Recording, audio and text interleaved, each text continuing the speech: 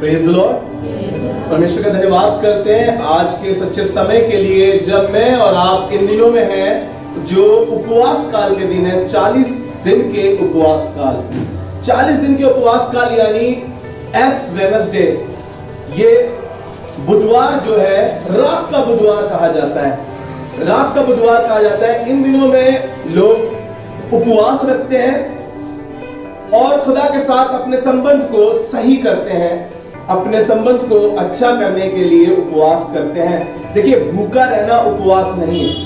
उपवास का मतलब कि आप परमेश्वर के साथ ज्यादा से ज्यादा समय व्यतीत कर रहे हैं, आराधना के जरिए, प्रार्थना के जरिए, इबादतों में जाके, वचन को पढ़ के आप परमेश्वर के साथ अपने उस रिश्ते को मजबूत कर रहे हैं और अपनी उन गलतियों से, जो हमने गलतियां करी, जो हमने गुनाह किए, उससे रिपेंट करते हैं ताकि हम परमेश्वर के सामने खड़े होने के योग्य बन सके या लायक बन सके। हम उपवास करते हैं अपनी कमियों को परमेश्वर के वचन के अनुसार, उन कमियों को हम क्या करते हैं, सही करते हैं।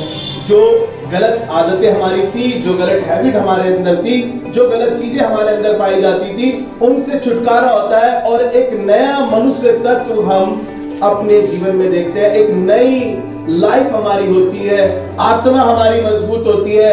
हम बहुत जल्दी खाने पे टूटते हैं और जब हम उपवास के साथ परमेश्वर के साथ आते हैं तो बाइबल में लिखा है कि ये आत्माएं बिगड़ उपवास और प्रार्थना के नहीं जाती है। तो परमेश्वर ने उपवास के विषय में जब ये एस वेडनेसडे या रात का बुधवार हम बना रहे हैं, तो रात के बुधवार में मैं कुछ बातें आपको बताऊंगा क्यों रात का बुधवार बनाया जाता है। और इन दिनों से ही हमारे 40 दिन के उपवास शुरू होते हैं। वो पहला दिन होता है, ये हम उपवास का जो बनाते हैं उपवास काल में। हालेलुया। और इस 40 दिन का बड़ा महत्व है बाइबल में, लेकिन मैं पहले उपवास से शुरू करूंगा, उसके बाद मैं आपको उस रात के बुधवार के विषय में या एस वेडनेसडे के विषय में भी थोड़ी देर बात करूंगा।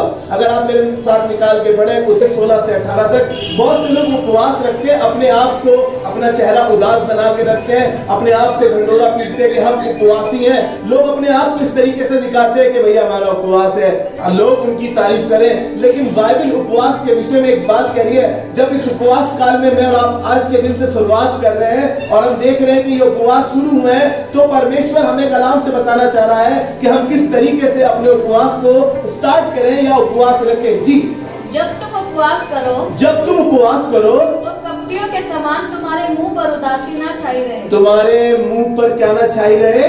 उदासी। क्यों? बहुत जल्दी जैसे ही हमारा खाना छूटता है हमारे चेहरे पे एक उदासी आ जाती है। लोग देख लेते हैं, क्यों उदास है भाई? हम झट से बोलते हैं हमारा उपवास है। हालेलुया। लेकिन परमेश्वर कह रहा है कि तू कपटियों के समान अपने मुंह को उदास ना रखना। जी, आगे। तू कपटियों के समान अपने मुंह को उदास ना रखना, क्योंकि वे अपना मुंह बनाए रहते हैं, क्योंकि वो अपना मुंह बनाए रहते हैं ताकि लोग उन्हें उपवासी जाने, ताकि लोग उन्हें उपवासी जाने। लोग जानबूझ के अपने चेहरे को उदास बना के रखते हैं और ताकि लोग क्या जाने, उन्हें उपवासी जाने। हालेलुया। मेरी कलीसिया से जैसी उपवास शुरू हुए और मैंने ये पूरा शेड्यूल उपवास का ये एस वेडनेसडे से लेकर अपना ईस्टर तक का जैसे मैंने एक वो शेड्यूल डाला कलीसिया के ग्रुप में, तो मेरे पास एक बच्ची का फोन आया और उसने कहा कि भैया मैं उपवास रखना चाहती हूँ। बहुत छोटी बच्ची है। उसने कहा भैया मैं उपवास रखना चाहती हूँ, मैं कैसे उपवास रखूं? तो मैंने उसको कहा बेटा उपवास रखना भूखा रहना नहीं है। तुम ज्यादा से ज्यादा परमेश्वर के साथ अपने समय को बिताना आराधना के वसीले से, और परमेश्वर के सामने प्रार्थना करते रहना, बाइबल पढ़ते रहना, गीत गाते रहना और परमेश्वर के साथ ज्यादा से ज्यादा फेलोशिप करना। जब आप परमेश्वर के साथ ज्यादा फेलोशिप करेंगे, जब आप परमेश्वर के साथ ज्यादा रहेंगे, तो आपके चेहरे पे 12 नहीं बजेंगे। सबसे पहले लोग जानेंगे ही नहीं कि ये उपवासी है। आपका चेहरा चमचमाता हुआ दिखाई देगा, आपका शरीर एकदम हंस-खुश दिखाई देगा। मैं एक्सपीरियंस बता रहा हूं आपको अपनी लाइफ का। खुदा बाप ने कई बार मेरी जिंदगी से ऐसे काम कराए कि मैं उपवास कर सकूं और परमेश्वर ने मुझे कहा लेकिन ढंढोरा ना पीटना बेटा, लेकिन ढंढोरा मत पीटना। लोगों को उपवास जब करो तो कई बार भी लोग क्या करते हैं, हमारा उपवास है आज। अच्छा भैया, अभी मैं आपको रियली बता रहा हूं, मेरा एक फ्रेंड है, पहले दिन में ही उपवास रखा और स्टेटस पे लगाया कोरमा बिरयानी का स्टेटस और लिखा हुआ था आज का उपवास बड़ा जबरदस्त खुला है। मैंने कहा खुदा बाप माफ करना इसे, ऐसा कोई इसका स्टेटस देख के ऐसा ना करे। बिल्कुल उसने कोरमा बिरयानी की प्लेट में राखी देखने लगे। मैंने कहा बताओ कि इनने उपवास रखा है, इनने बता दिया मैंने उपवास रखा है, आज का उपवास बड़ा मस्त खुला है। तो वो कह रहा है कि जब तू उपवास रखे तो तेरे चेहरे पे 12 बजे उदासी ना चाहिए, क्योंकि लोग नहीं। जी आगे बढ़े। मैं तुझसे सच-सच कहता हूँ कि वे अपना प्रतिफल पा चुके। परंतु जब तू उपवास करे, ध्यान से सुनिएगा, परंतु जब तू उपवास करे तो अपने सिर पर तेल मल और मुंह धो। हालेलुया। क्यों भैया, नहाए थे हम तो, लेकिन फिर भी खुदा बाप कह रहा है मुंह धो लो। क्यों? क्योंकि तुम्हारा चेहरा उदास दिखाई दे रहा है। कह रहा अपने सर पे तेल मलो। जी आगे बढ़े। ताकि लोग नहीं परंतु तेरा पिता जो गुप्त में है तुझे उपवासी जाने। हालेलुया। आज मैं कहना चाहता हूँ कलीसिया, जितने लोग उपवास रखना सोच रहे हैं कि हम आज उपवास है हमारा या आगे आप कंटिन्यू उपवास रखेंगे, तो ये बातें सिर्फ आपके और आपके परमेश्वर के बीच में हो।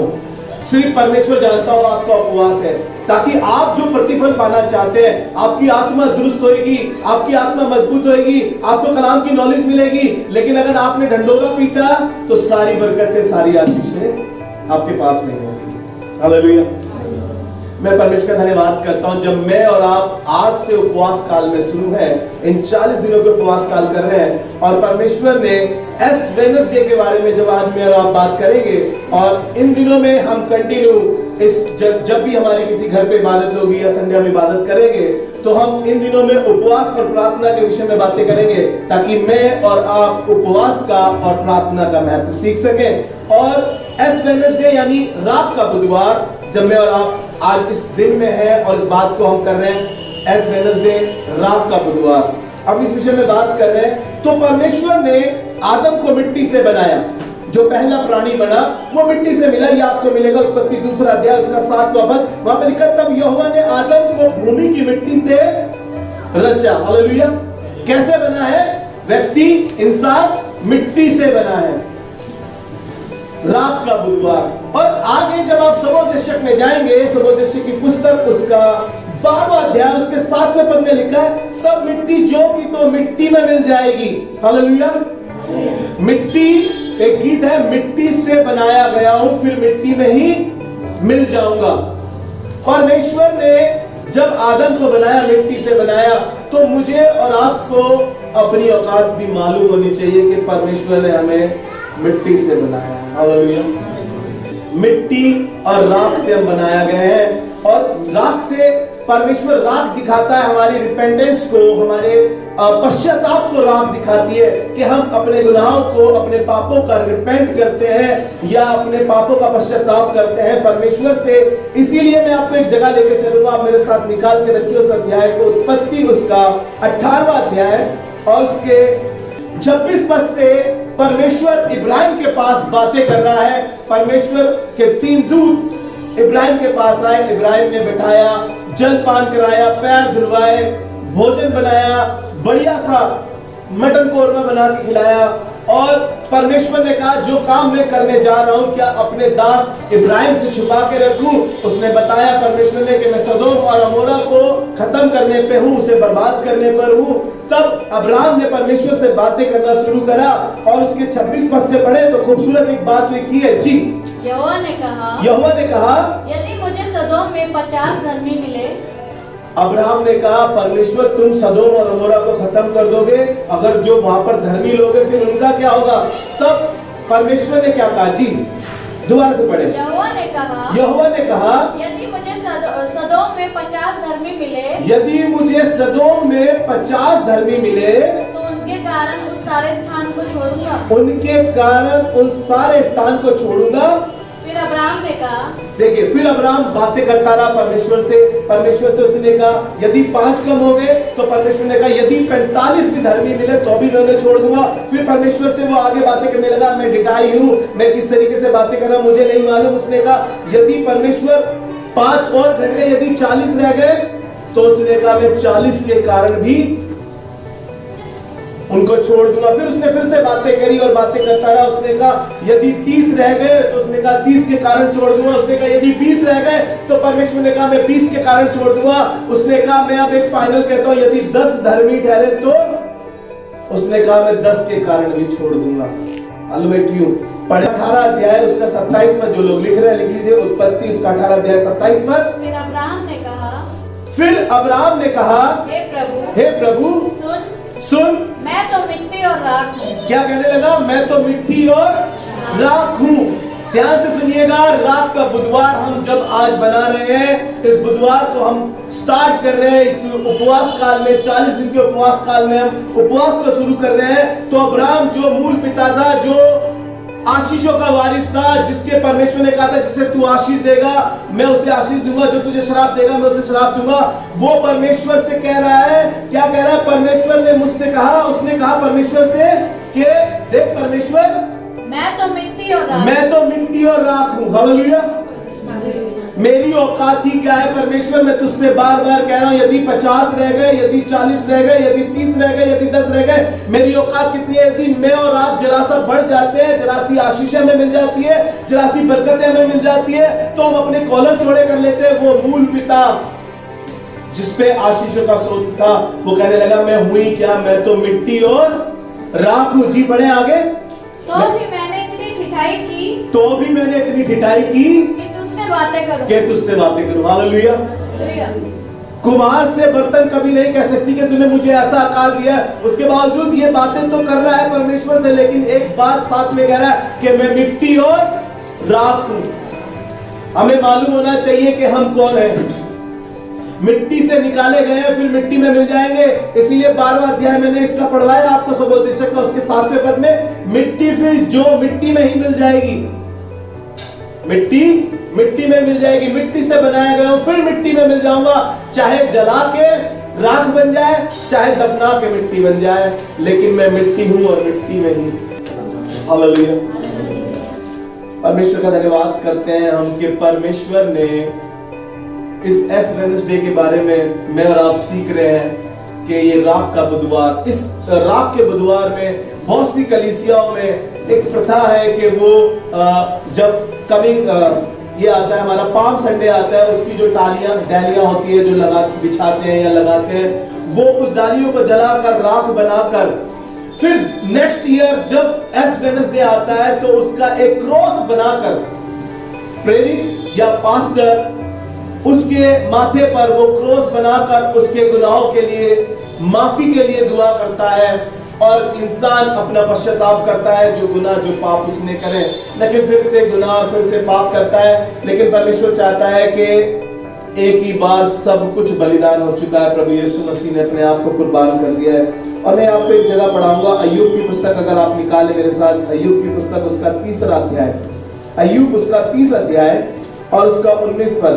यहाँ पे अय्यूब एक अच्छी बात लिख रहा है और कहने लगा कि परमेश्वर ने मुझको कीचड़ में फेंक दिया है। कुछ बातें इसने इसकी लाइफ में घटी, आज मैं वो तमाम बातें नहीं करना चाहता हूं। जब मैं और आप आज राख का बुधवार बना रहे, एस वेडनेसडे बना रहे, तो ये कहने लगा कि परमेश्वर ने मुझे कीचड़ में फेंक दिया और मैं मिट्टी और राख के तुल्य हो गया। मैं मिट्टी और राख के तुल्य हो गया। हालेलुया। ये जानता है कि मैं कौन हूं, ये जानता है कि सब चीजें मेरी कितनी बढ़िया थी, लेकिन उसके बावजूद इसको मालूम है कि मैं राख हूं, मैं मिट्टी से बनाया गया हूं और मैं हूं क्या? मैं मिट्टी और राख हूं। एस वेडनेसडे, राख का बुधवार। मैं आगे चल के आपको इसके राख के बुधवार के विषय में बताऊंगा। जब मैं और आप ये 40 दिन के उपवास रखने जा रहे हैं, हम ये उपवास काल बना रहे हैं, तो मैं इस 40 ही क्यों उपवास काल की संख्या ठहराई गई 40 ही। मैं थोड़ा सा बाइबल में आपको हिस्ट्री में ले जाना चाहता हूँ, थोड़ा सा उसके थोड़ा पुराना अहदनामे में, थोड़ा नए अहदनामे में आपको बताना मांगता हूँ। इस 40 अंक का बाइबल में बहुत बार जिक्र आया है। अगर आप मेरे साथ निकाल के पढ़ना चाहें, जो लोग लिख रहे हैं वो लिख सकते हैं। पहली बार मैं बहुत सारी जगहों में आपको लेके चलता हूं इस 40 दिन के विषय में। अगर आप पढ़ना चाहते हैं, लिखना चाहते हैं, लिख सकते हैं। उत्पत्ति उसका 7 अध्याय उसका 12वां पद। उत्पत्ति उसका 7 अध्याय 12वां पद। जब नूह को परमेश्वर ने कहा था कि मैं इस दुनिया को खत्म करने पर हूं, और परमेश्वर ने कहा कि मैंने देखा मनुष्य के मन में निरंतर बुरा उत्पन्न होता है। परमेश्वर ने उससे नूह से कहा तुम एक जहाज बनाना, और वो जहाज ऐसा ऐसा बनाना और इतना लंबा चौड़ा बनाना। तब परमेश्वर ने लिखा है वहां पे 40 दिन और 40 रात वर्षा हुई। 40 दिन और 40 रात वर्षा हुई, और वहां पर निन्ने में वहां पर वो प्रचार करता रहा कि लौट आओ, मन फिराओ परमेश्वर, लेकिन लोगों ने, किसी ने नहीं मानी। और परमेश्वर ने 40 दिन और 40 रात वहां वर्षा करी नूह के समय में। अगर आप मूसा के विषय में पढ़े बाइबल में, निर्गमन उसका 34 अध्याय और उसका 28 पद, व्यवस्था विवरण उसका 9वां अध्याय और 9वां पद, निर्गमन उसका 34-28 और निर्गमन उसका 9 पद। मूसा नबी के बारे में लिखा है, जब मूसा को वो 10 आज्ञा मिली थी, जब वो परमेश्वर के पास था, उस समय में उस पर्वत पर लिखा है कि 40 दिन और 40 रात वो परमेश्वर के साथ रहा और निराहार रहा। हालेलुया। 40 दिन और 40 रात वो निराहार रहा मूसा।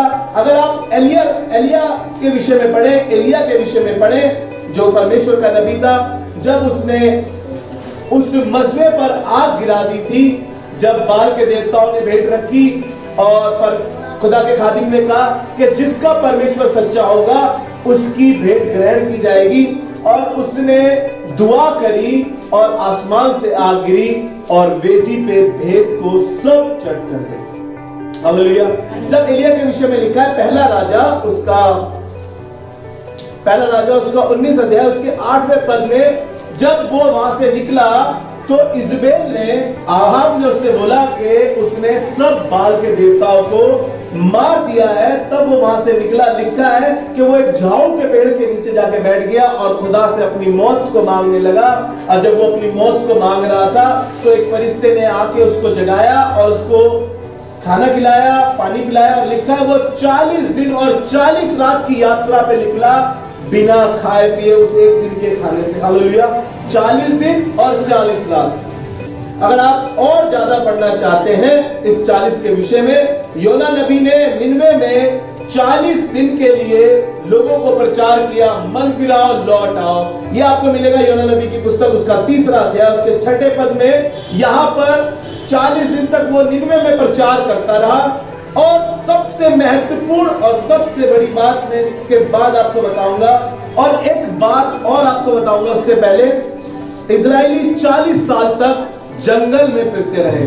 इजरायली 40 साल तक उनकी जो थी 11 दिन का सफर था उनका, और वो 40 दिन तक जंगल में ही फिरते रहे। और ये आपको मिलेगा, अगर आप इसका जिक्र पढ़ना चाहते हैं, व्यवस्था विवरण उसका 2रा अध्याय उसका 7वां पद और 29 अध्याय उसका 5वां पद। यहां पर इजरायलियों के विषय में लिखा है ये 40 साल तक जंगल में भटकते रहे। हालेलुया। और उसके बाद अगर आप पढ़ना चाहें, प्रभु यीशु मसीह ने 40 रात और 40 दिन उपवास किया। मत्ती रचित सुसमाचार उसका 4था अध्याय उसके 2रे पद में लिखा है वह 40 दिन और 40 रात निराहार रहा। हालेलुया। आप जब इन 40 दिनों में उपवास रखने जा रहे हैं तो मेरी दुआ है कि परमेश्वर अपनी सामर्थ से आपको भरे, अपने अनुग्रह से आपको भरे, अपनी दया से आपको भरे। और मैं बताना चाहता हूं इन 40 दिनों में आप परमेश्वर की हुजूरी में बने रहे, परमेश्वर से सामर्थ को प्राप्त करते रहे, परमेश्वर का अभिषेक आप पर आए, आप ज्यादा से ज्यादा खुदा के साथ समय बिताए। जैसे प्रभु यीशु मसीह जंगल में चले गए और 40 दिन और 40 रात परमेश्वर के साथ रहे, और 40 दिन और 40 रात वो सिर्फ परमेश्वर से सामर्थ को प्राप्त करता रहा, परमेश्वर के अनुग्रह को प्राप्त करता रहा। और जब वो 40 दिन के उपवास के बाद बाहर आए तो परमेश्वर ने एक बड़ा कार्य उनके वसीले से करा।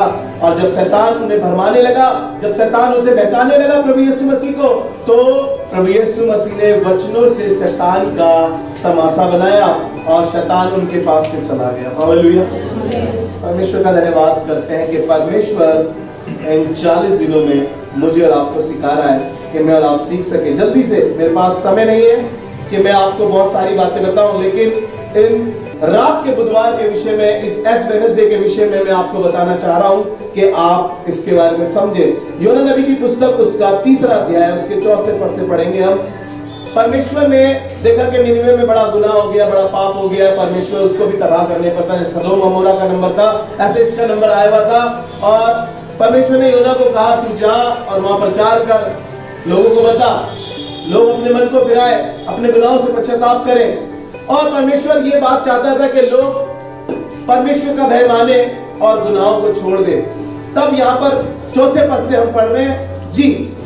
योना ने नगर में प्रवेश करके योना ने नगर में प्रवेश करके एक दिन की यात्रा पूरी की, एक दिन की यात्रा पूरी की और यह प्रचार करता रहा। अब से 40 दिन के बीतने पर अब से 40 दिन के बीतने पर निनवे उलट दिया जाएगा। निनवे उलट दिया जाएगा। तब निनवे के मनुष्यों ने हाँ, परमेश्वर के वचन की प्रतीति की, परमेश्वर के वचन की प्रतीति की, विश्वास किया और उपवास का प्रचार किया, और उपवास का प्रचार किया, और बड़े से लेकर छोटे तक और बड़े से लेकर छोटे तक सबने टाट ओढ़ा। सबने टाट ओढ़ा। तब यह समाचार निनवे के राजा के कान में ये बात राजा के कान में भी पहुंची।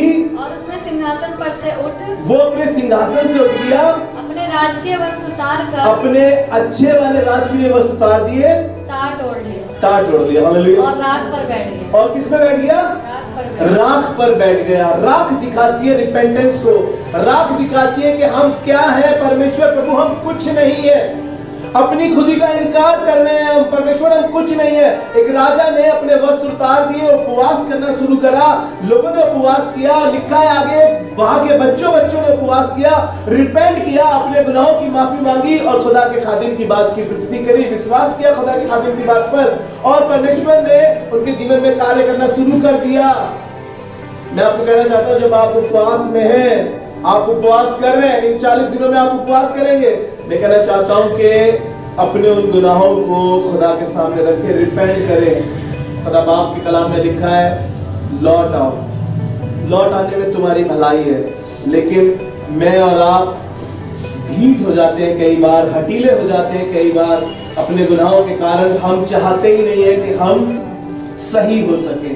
और ये भी लोग, इन्होंने रिपेंट किया, और इसका 6वां पद पढ़ेंगे जी, 6वां पद जी।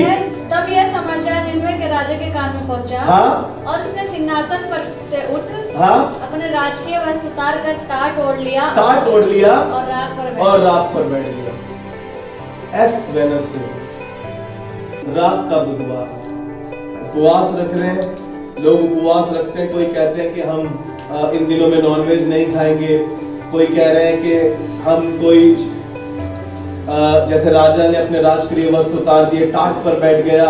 लोग अपने अपने तरीके से कुछ ना कुछ करते हैं, लेकिन मैं कहना चाहता हूं कि योएल नबी की तरह, योएल नबी उसका 2रा अध्याय, योएल नबी उसका 2रा अध्याय और उसके 12वें-13वें पद में परमेश्वर ने एक खूबसूरत बात करी। आप उपवास रखिए, अच्छी बात है, लेकिन परमेश्वर क्या कह रहा है जी। योएल नबी की पुस्तक उसका 2रा अध्याय, उसका 12वां और 13वां पद जी। तो भी यहोवा की ये वाणी है, तो भी यहोवा की ये वाणी है, अभी भी सुनो, अभी भी सुनो। उपवास के साथ रोते पीटते, उपवास के साथ रोते पीटते, अपने पूरे मन से फिर कर मेरे पास, अपने पूरे मन से फिर कर आओ। परमेश्वर एक बात चाहता है कि हम अपने पूरे मन से फिर कर आए, अपने गुनाहों से बाहर निकलकर अपने मन से। रोने का मतलब ये नहीं है कि हम रोते हुए आगे, मतलब रिपेंट करके आओ, अपने गुनाहों को छोड़ दो, जो तुम्हारे अंदर गुनाह है, जो पाप तुमने किए, उनकी तौबा करके लौट आओ। और जी पढ़े 13वां पद, अपने वस्त्र नहीं, अपने वस्त्र नहीं, अपने मन ही को फाड़, अपने मन ही को फाड़ कर मेरे अपने पास, परमेश्वर यहोवा की ओर फिरो, अपने यहोवा परमेश्वर की ओर फिरो। कपड़े उतारने से नहीं, टाट पहनने से नहीं, खुदाबाप कह रहा है कि रोते पीटते पूरे मन से मेरे पास आओ। उपवास रखो, अच्छी बात है, लेकिन रिपेंट करो, जो गुनाह, जो पाप तुमसे हुए। राजा दाऊद ने रिपेंट किया अपने गुनाहों से, उसने कहा तौबा करी, उसने जब गुनाह किया, हम सब जानते हैं, मैं उस बात का जिक्र नहीं करना चाहता हूँ। बहुत ज्यादा जो लिख रहे हैं लिख सकते हैं। पहला शमूएल उसका 11वां अध्याय उसके पहले पद से 27 पद तक अपने घर पे पढ़ लीजिएगा। राजा से एक गुनाह हो गया था, वो अपनी छत पे टहल रहा था और लोग उसके लड़ाई में थे, मैदान जंग के मैदान में थे, ये अपनी छत पे टहल रहा था और इससे एक ऐसा गुनाह, ऐसा पाप हो गया और इस पाप के कारण नातान नबी इसके पास आया, कहने लगा एग्जाम्पल के तौर पे कि एक बड़ा व्यापारी था, एक छोटा व्यापारी था, उसने उसके साथ ऐसा करा वैसा करा। राजा दाऊद को बड़ा गुस्सा आया तो उसने कहा कि उसको खत्म करो या उसको बर्बाद करो। तो नातान ने कहा कि वो तू ही है। तब अगर आप पढ़ें दूसरा शमूएल उसका 12वां अध्याय उसका 13वां पद, दूसरा शमूएल उसका 12वां अध्याय उसका 13वां पद, वहां पर एक बात दाऊद ने कही। जी, तब दाऊद ने नातान से कहा, तब दाऊद ने नातान से कहा, मैंने यहोवा के विरुद्ध पाप किया है। मैंने यहोवा के विरुद्ध पाप किया है। नातान ने दाऊद से कहा, बस परमेश्वर ने उसे माफ कर दिया। नातान ने कहा, यहोवा ने तेरे पाप को दूर किया है, यहोवा ने तेरे पाप को दूर किया है, तू ना मरेगा। तू ना मरेगा। हालेलुया। हालेलुया। क्योंकि इसने रिपेंट किया था, इसने माफी मांग ली। क्या कहा इसने कि मैंने यहोवा के विरुद्ध में पाप किया है। लेकिन अगर आप पढ़े भजन संहिता 51 अध्याय, भजन संहिता उसका 51 अध्याय और उसके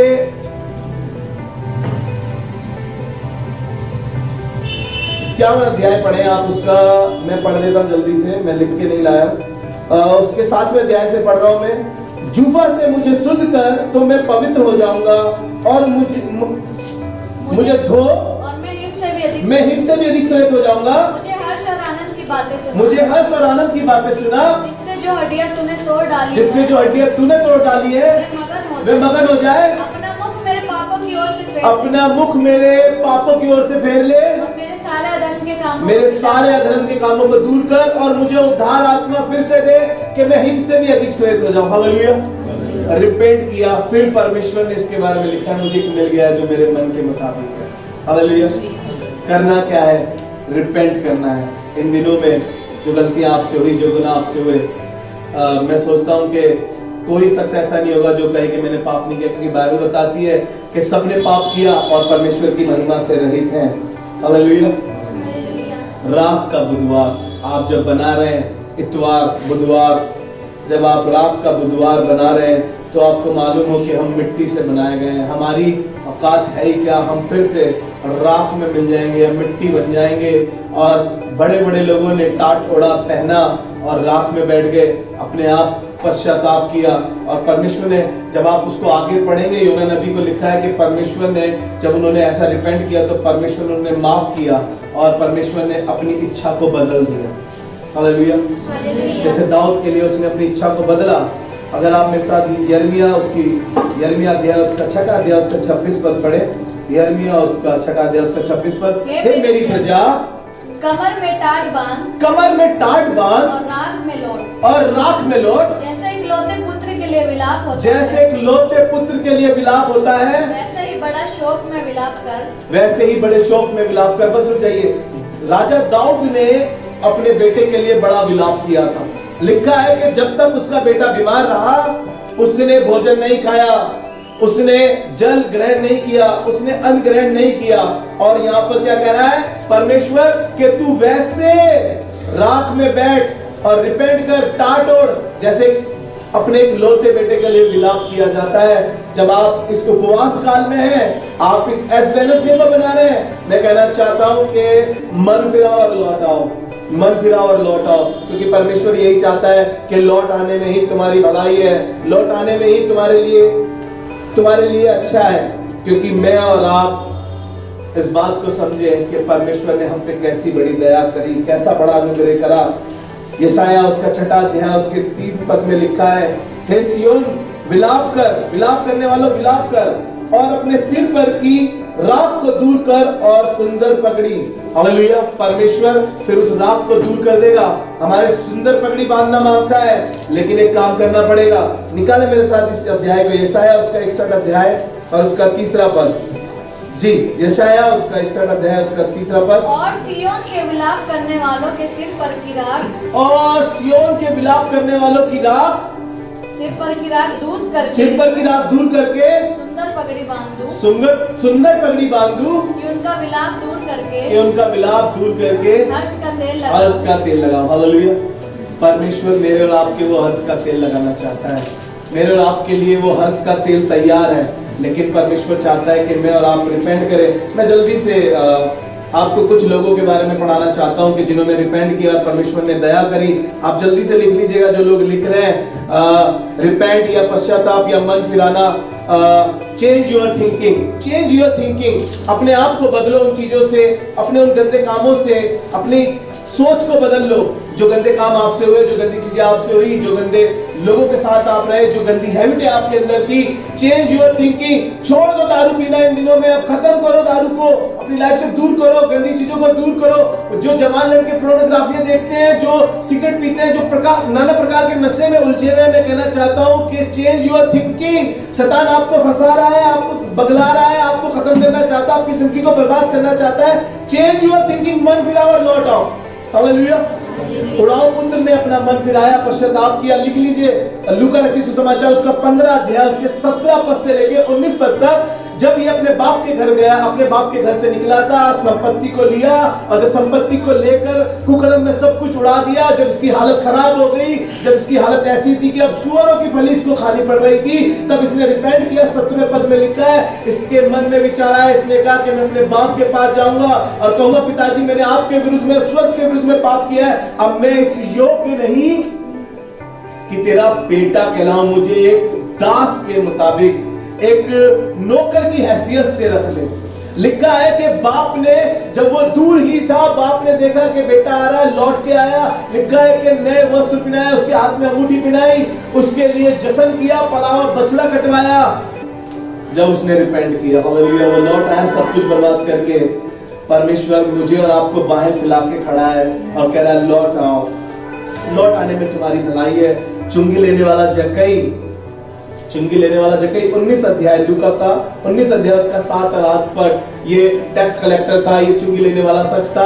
ये लोगों से हथियाता था, लोगों से ज्यादा लिया करता था, डबल टैक्स लगाया करता था। एक दिन यीशु मसीह को देखना चाहता था और यीशु मसीह ने इसको देखा और जब यीशु मसीह से इसकी मुलाकात हुई तो इसने यीशु मसीह को कहा कि जो कुछ भी मैंने किसी से धोखे से लिया है और उनको 4 गुना लौटाता हूं और आधी संपत्ति कंगालों को देता हूं। इसने रिपेंट किया, इसने कहा जो भी मैंने लिया है धोखेधड़ी से मैं 4 गुना लौटाता हूं। लेकिन आपको पता है परमेश्वर ने क्या लिखा है? आगे लिखा है कि परमेश्वर ने कहा आज इस घर में उद्धार आया है। हालेलुया। लौट आओ, रिपेंट करो, लौट आओ, मन फिराओ, चेंज योर थिंकिंग। जब आप अपने आप को चेंज करेंगे, परमेश्वर आपके जीवन में कार्य करेगा और परमेश्वर आपकी जिंदगी को ट्रांसफॉर्म कर देगा, बिल्कुल चेंज कर देगा, बदल देगा परमेश्वर आपकी जिंदगी को।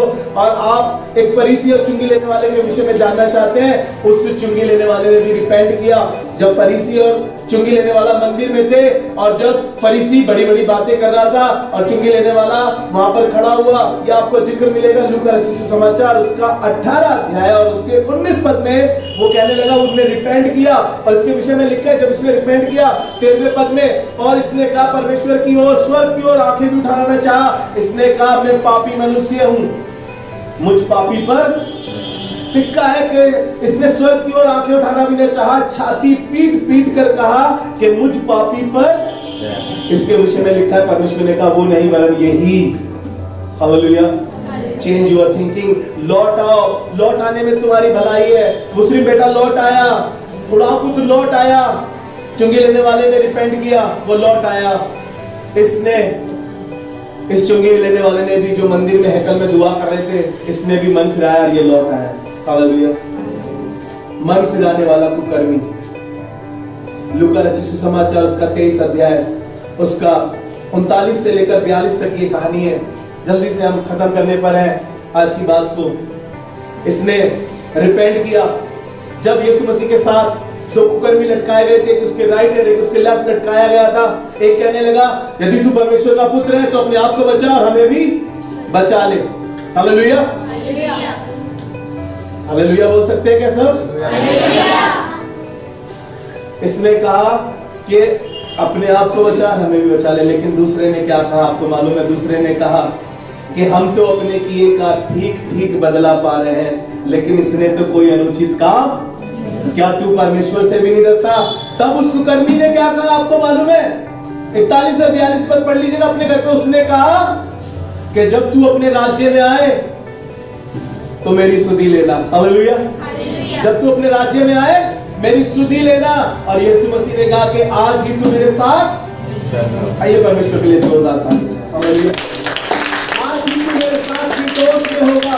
यीशु मसीह ने कहा कि आज ही तू मेरे साथ स्वर्ग लोक में होगा। जब हम रिपेंट करते हैं हम परमेश्वर के इतने करीब आ जाते हैं। परमेश्वर ने कहा कि आज ही तू मेरे साथ स्वर्ग में होगा। हालेलुया। मत्ती रचित सुसमाचार उसका 4था अध्याय उसका 17 पद हम पढ़ेंगे। मत्ती रचित सुसमाचार उसका 4था अध्याय उसका 17 पद। जी। उस समय से यीशु ने प्रचार कर, जब प्रभु यीशु मसीह ने भी प्रचार शुरू किया, जब यीशु मसीह ने प्रचार करना आरंभ किया तो सिर्फ एक ही बात कही और कहा, उस समय से यीशु ने प्रचार करना शुरू किया और कहना आरंभ किया, मन फिराओ, चेंज योर थिंकिंग, मन फिराओ क्योंकि स्वर्ग का राज्य निकट है। हालेलुया। इस डाकू ने उसी समय अपना मन फिराया। इस डाकू ने उसी समय अपनी सोच को चेंज किया, अपनी थिंकिंग को चेंज किया। एक उसी थिंकिंग में था, एक उसी सोच में था, एक ने अपनी सोच बदली और यीशु मसीह ने कहा कि आज ही तो मेरे साथ फिरदौस में होगा। मन फिराओ और लौट आओ क्योंकि स्वर्ग का राज्य निकट है। हालेलुया। परमेश्वर चाहता है अगर आप उसके राज्य में, कदाचित वो कह रहा है कदाचित तुम मेरे राज्य को टटोल के पा सकते हो, वो तुम्हारे इतना करीब है। परमेश्वर का राज्य और परमेश्वर हमारे इतने करीब है कि हम टटोल कर उसको पा सकते हैं। बाइबल बताती है वो हमें चलता फिरता है। बाइबल बताती है कि तुम नहीं जानते कि तुम परमेश्वर का मंदिर हो। परमेश्वर का राज्य हमारे इतने करीब है, इतने निकट है कि परमेश्वर चाहता है कि हम मन फिराएं। इन दिनों में मैं यही कहना चाहता हूँ, इस एस वेडनेसडे पे मैं यही कहना चाहता हूँ, मैं इस एस बुधवार पे आपको यही कहना चाहता हूँ कि इस रात के बुधवार में मन फिराओ और लौट आओ। आप उपवास रखो, अच्छी बात है, लेकिन याद रखो इन लोगों ने रिपेंट किया, इन लोगों ने अपनी सोच बदली और परमेश्वर ने इनके जीवन में बड़े बड़े कार्य करे। पहला यूहन्ना उसका पहला अध्याय और उसका 9वां पद, ये आखिरी वर्ष है। जरूर से मैं ये वर्ष आपको पढ़ाना चाहता हूँ। जब मैं मैसेज बिल्कुल बंद कर चुका, बिल्कुल बना चुका, तो कल रात को ही मुझे फिर से ये वर्ष मिली। पूरा मैसेज तैयार था, साहित्य करना मांगता हूँ। जी। यदि हम अपने पापों को मान ले, यदि हम अपने पापों को मान ले तो वह हमारे पापों को क्षमा करने, वो हमारे पापों को क्षमा करने और हमें सब अधर्म से शुद्ध करने में, और हमें हर अधर्म से शुद्ध करने में विश्वास योग्य और धर्मी है। हालेलुया। परमेश्वर सिर्फ एक बात चाहता है, इस रात का बुधवार बनाइए, इस रात का बुधवार बनाए, इस एस वेडनेसडे को बनाए, लेकिन हम याद रखें कि हम मिट्टी हैं, हम राख हैं। रिपेंट करा लोगों ने, अपने पापों से, गुनाहों से पश्चाताप किया और परमेश्वर ने उन पर दया करी। बहुत से ऐसा नहीं है कि खून करना ही पाप है। आप बुराई खेलते हैं, आप चुगली करते हैं, आप किसी की खिलाफत करते हैं, आप किसी के बारे में गंदा सोचते हैं, आप किसी के लिए गंदा करते हैं, आप किसी की बदनामी करते हैं, ये सब छोड़िए, मन फिराइए इनसे। आइए दुआ करें परमेश्वर से। पहले प्रभु हम धन्यवाद करते हैं सच्चे कलाम के लिए, इस बुधवार के लिए प्रभु जो रात का बुधवार कहलाता है, इस एस वेडनेसडे के लिए हम तेरा धन्यवाद करते हैं परमेश्वर प्रभु, और दुआ करते हैं प्रभु इस कलीसिया पर, असेंबली ऑफ बिलीवर चर्च बादली पर तेरी बरकत और तेरी आशीष बनी रहे। और प्रभु इन 40 दिनों में हम खूब तुझसे प्रार्थना करें और प्रभु रिपेंट करें उन बातों से जो हमने 12 तेरे खिलाफत में गुनाह किए, पाप किए। प्रभु हमारी मदद कर कि हम मन फिराएं और लौट आए। प्रभु जितने लोग इस दुआ में शामिल है प्रभु, और आगे को जब इस दुआ में शामिल होते हैं, सबके लिए दुआ करते हैं प्रभु, उन सबकी जिंदगी में तेरा अनुग्रह और तेरी दया बनी रहे, यीशु मसीह के नाम में आमीन। परमेश्वर आप सबको आशीर्वाद दे। Praise the Lord.